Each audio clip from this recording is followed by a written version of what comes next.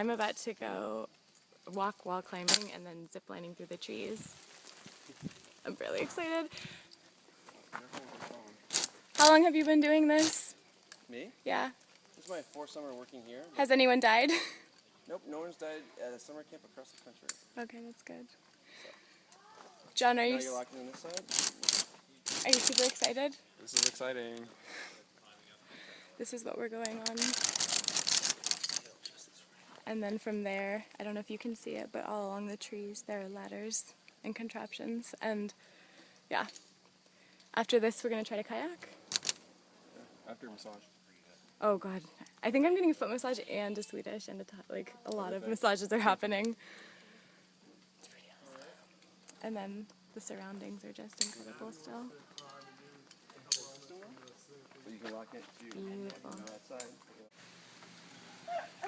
Come on, Laura, you can do it. And I have to come back also. Is it easier if you go faster? Just get a good rhythm.